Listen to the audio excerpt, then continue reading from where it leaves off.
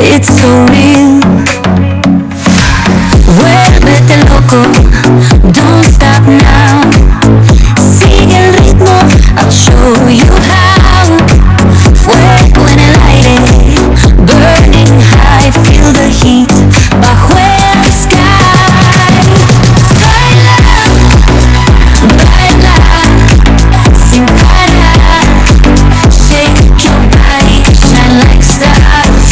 Baila, baila, en el mar. Keep it going, no queda igual.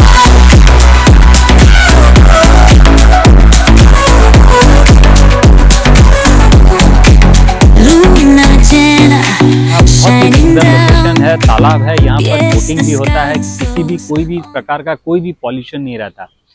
ये जो area है यहाँ पर मैं अपना रनिंग करता हूँ और मुझे बहुत ही बढ़िया लगता है। फिलहाल मैं अभी प्रिपरेशन कर रहा हूँ, मेरा 3 बड़े बड़े जो इवेंट्स हैं। टाटा स्टील कोलकाता 25 किलोमीटर जो कि इसी महीने है।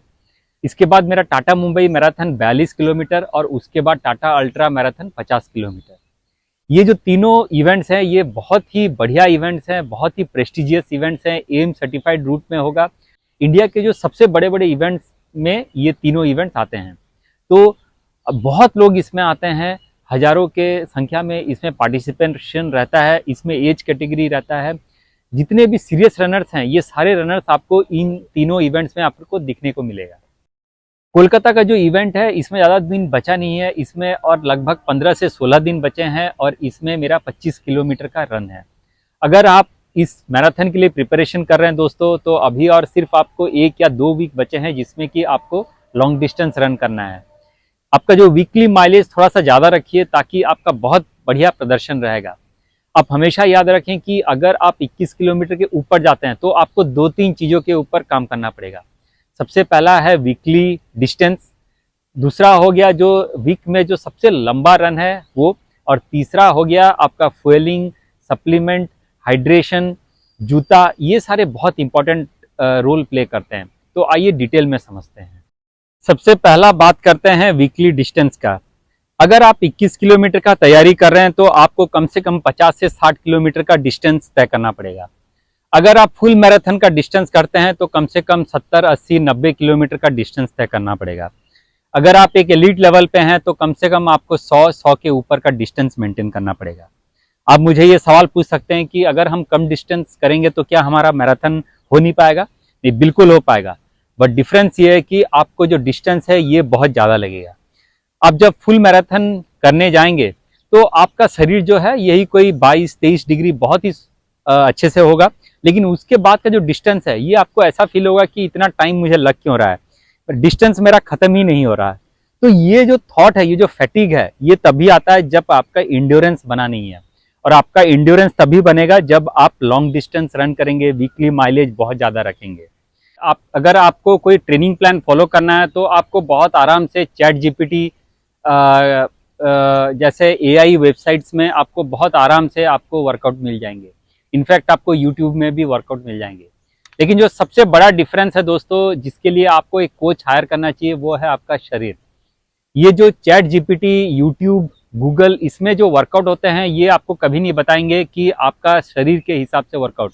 ये इनका एक जेनरिक प्लान आपको सजेस्ट करेंगे और इस प्लान को आपको फॉलो करना है।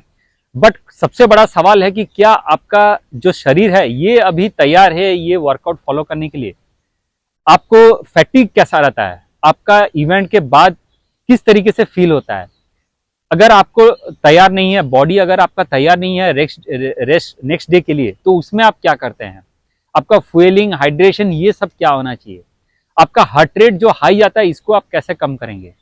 आपका जो दिनचर्या है ये तो गूगल, चैट जीपीटी ये तो समझेगा नहीं।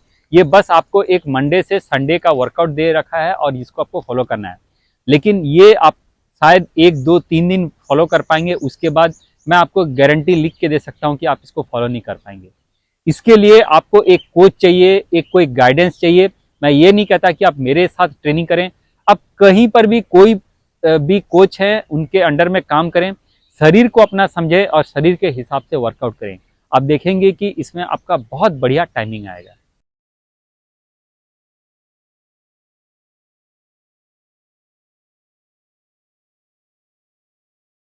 अब हम लोग थोड़ा सा टाटा मुंबई मैराथन के बारे में बात करते हैं।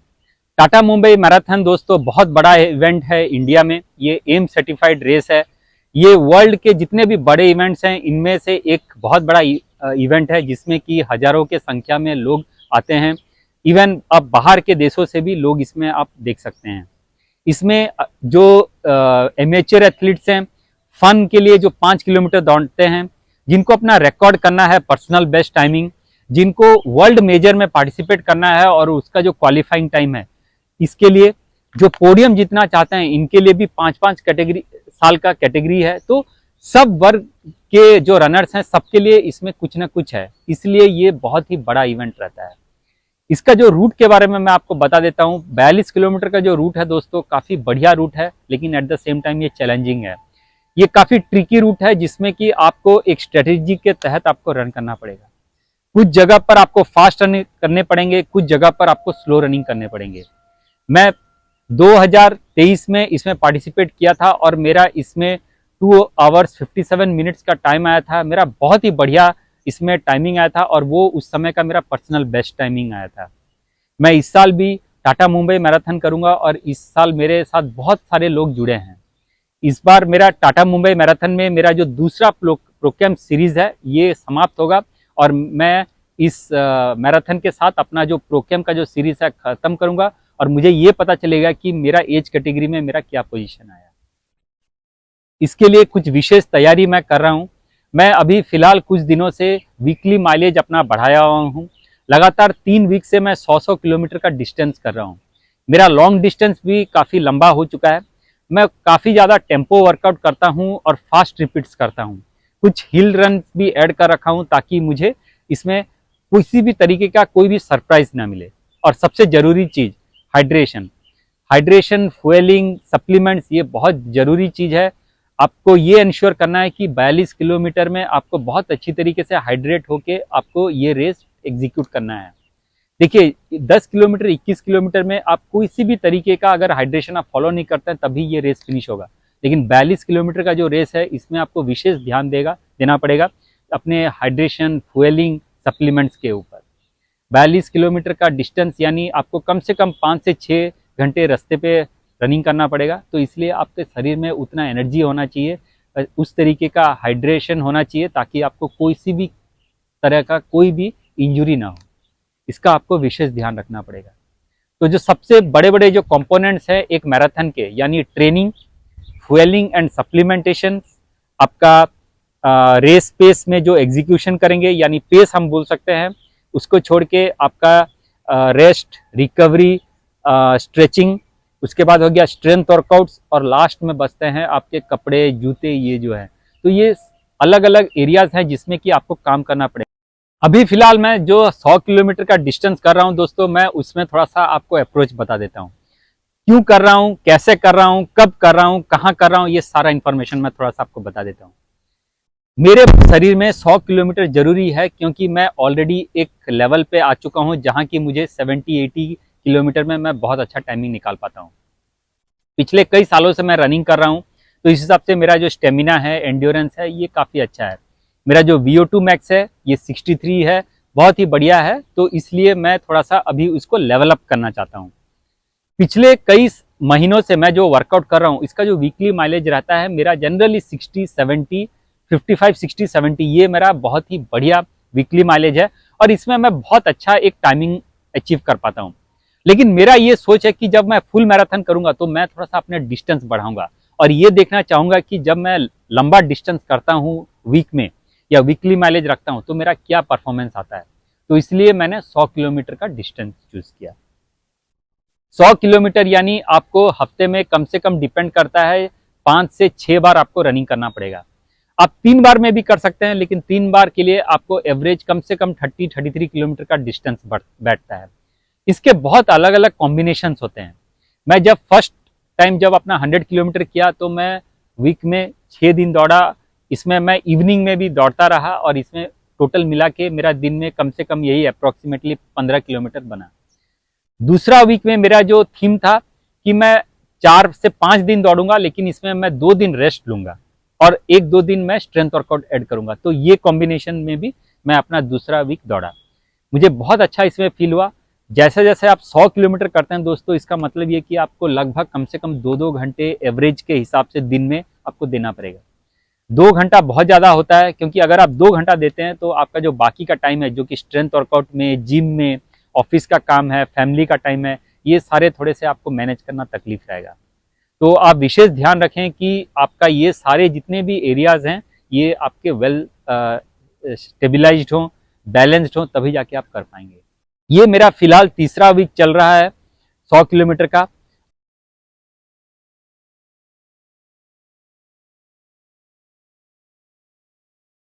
मैंने ट्यूसडे को 19 किलोमीटर दौड़ा, बुधवार को 18 एंड हाफ दौड़ा, थर्सडे को यानी कल मैं 21 किलोमीटर दौड़ा, और आज मैं थोड़ा सा आराम से 13 किलोमीटर दौड़ा। तो लगभग यही कोई 73 किलोमीटर का एवरेज मैं फिनिश कर चुका हूँ। मेरे हाथ में और 2 दिन है, और इस 2 दिन में मुझे लगभग 27 किलोमीटर के आसपास और दौड़ना है, जो कि मुझे लगता है मैं बड़े आराम से कर लूंगा। जरूरी नहीं है कि आपको 100 किलोमीटर करने के लिए हर दिन दौड़ना पड़े। आप इसमें अल्टरनेटिव डेज भी रन कर सकते हैं। आप इसमें 3 दिन कॉन्टिन्यूस दौड़ सकते हैं, और लास्ट का जो संडे का जो दिन है या सैटरडे का जो दिन है, उसमें आप लंबा जा सकते हैं। ये कम से कम 6-7 तरीके के कॉम्बिनेशन हैं जिसमें आप काम कर सकते हैं। मैं अपना जो पेस रखता हूँ, जनरली एवरेज 5 का पेस में एवरेज रखता हूँ। मेरे लिए फास्ट पेस करना इजी रहता है, लेकिन क्योंकि मैं अभी वीकली डिस्टेंस बढ़ाने के ऊपर काम कर रहा हूँ, तो मैं ज़्यादा पेस के ऊपर ध्यान नहीं देता। स्ट्रेंथ वर्कआउट बहुत ही जरूरी है। जैसे जैसे आप वीकली डिस्टेंस बढ़ाते हैं, आपके जो मसल्स हैं ये वीक होते हैं, तो आपका जो स्ट्रेंथ वर्कआउट है इसको भी लेवल अप करना पड़ेगा। आप जिम में जा सकते हैं, रेजिस्टेंस बैंड यूज कर सकते हैं, हिल पे रनिंग कर सकते हैं, आप स्टेयरकेस में रनिंग कर सकते हैं। ये जितने भी मेथड्स हैं, इससे आपके जो लेग्स का जो स्ट्रेंथ है वो बढ़ेगा। आपका खाने पीने के ऊपर विशेष ध्यान दें, क्योंकि अगर आपका खाना पीना अगर सही नहीं है तो आपका रनिंग सही नहीं बैठेगा।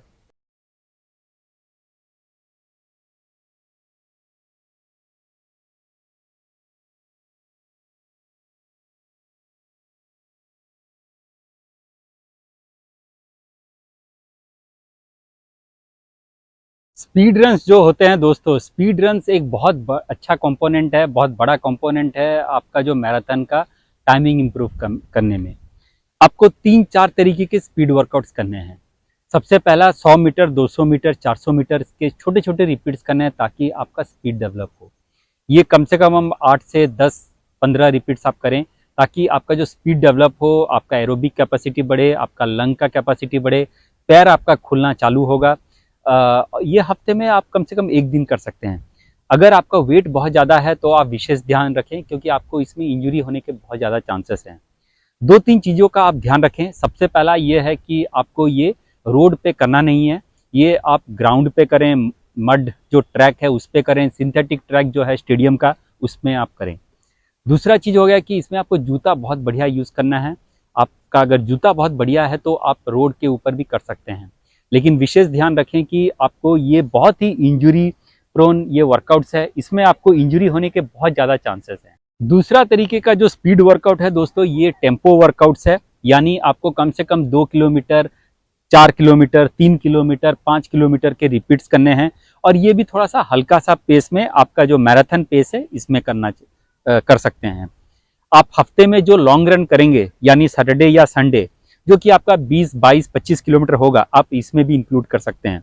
आप इसमें क्या कर सकते हैं, 3-4 किलोमीटर का आप वार्म अप कर लीजिए, और फिर उसके बाद 3 किलोमीटर के रिपीट्स कीजिए, यही कोई 7 या 8 बार। और इसका जो पेस रहेगा ये आपका मैराथन पेस में कीजिए, और उसमें 1 या 2 मिनट का रेस्ट लीजिए। तीसरा जो वर्कआउट है दोस्तों, ये है फाटलेक रन, यानी कि फास्ट और स्लो रन का कॉम्बिनेशन है। आप इसमें 1 किलोमीटर फास्ट जा सकते हैं, और फिर 100 मीटर, 200 मीटर आप स्लो जा सकते हैं। फास्ट का जो पेस रहेगा ये आपका मैराथन पेस से फास्ट रहेगा, यानी आप अगर मान लीजिए 5 मिनट के पेस से अगर मैराथन करने वाले हैं, तो आप कम से कम 4:50, 4:30 का पेस पकड़ें जो फास्ट रन के लिए, और जो स्लो रहेगा वो आप 6 का पेस पकड़ें। ये जो कॉम्बिनेशंस हैं ये आप अल्टरनेटिव 3-3 किलोमीटर, 4-4 किलोमीटर के रिपीट्स जो है उसमें आप कर सकते हैं। फाटलेक रन बहुत अच्छा एक कॉम्बिनेशन है, जिसमें कि आपका हार्ट रेट ऊपर जाएगा, नीचे आएगा। तो अगर आपको हार्ट के ऊपर खेलना है तो आपको फाटलेक रन बहुत बढ़िया तरीके से करना पड़ेगा। 42 किलोमीटर का अगर आप तैयारी कर रहे हैं दोस्तों, तो ये कोई बच्चों का खेल नहीं है। 80% जो रनर्स हैं मैराथन दौड़ने जाते हैं, इनका अप्रोच ऐसा रहता है कि चलिए किसी भी तरीके का वर्कआउट करते हैं, ट्रेनिंग करते हैं और जाके एग्जीक्यूट करते हैं। तो किसी तरीके से ये रन हो ही जाता है। लेकिन क्या ये जो रन हुआ है ये आपके हिसाब से हुआ है, ये आपके एक्सपेक्टेशन के हिसाब से हुआ है? इसमें क्या आपका पर्सनल बेस्ट आया है? इसमें क्या आपने पूरी तरीके से प्रोसेस फॉलो किया है? क्या आपको कोई इंजुरी हुआ है, नहीं हुआ है? ये आप सवाल पूछें अपने आप से। अगर आपको सवाल का जवाब ना मिलता है तब आप मेरे पास आइए, मैं आपको प्रोसेस के तहत आपको ट्रेनिंग करवाऊंगा। मैराथन का जो ट्रेनिंग होता है ये अलग होता है दोस्तों 10 किलोमीटर और 21 किलोमीटर से। 10 किलोमीटर में हम ज़्यादा पेस के ऊपर ध्यान देते हैं, 21 किलोमीटर में हम थोड़ा सा इंड्योरेंस के ऊपर ध्यान देते हैं, लेकिन जो 42 किलोमीटर है इसमें हम स्पीड और एंड्योरेंस ये दोनों के ऊपर हम ध्यान देते हैं। आपका फ्यूलिंग, सप्लीमेंटेशन, जेल कितने टाइम पे लेना है, कितने किलोमीटर में लेना है, कैसे लेना है, ये बहुत बड़ा एक रोल प्ले करता है। आपका जो इंजुरी ना हो उसके लिए विशेष ध्यान दिया जाता है स्ट्रेंथ वर्कआउट के ऊपर। आपके जो एजिलिटी मूवमेंट्स हैं, आपके जो फ्लेक्सिबिलिटीज हैं, इसके ऊपर विशेष ध्यान जाता है। और सबसे इंपॉर्टेंट है रेस डे एग्जीक्यूशन। आप रेस डे में किस तरीके का आपका माइंडसेट होगा, ये सारा कुछ जानने के लिए आप मेरा ये व्हाट्सएप नंबर है, इसमें आप मुझे संपर्क कर सकते हैं। एक मिनिमल फीस रहेगा, लेकिन मैं आपको उम्मीद दिलाता हूं कि इसमें आपका बहुत अच्छा प्रदर्शन रहेगा। मैं अभी तक कुल मिला के कम से कम 400 साढ़े 400 लोगों को ट्रेनिंग दे चुका हूं। अभी एक्टिव फिलहाल कम से कम 100 के आसपास रनर्स हैं।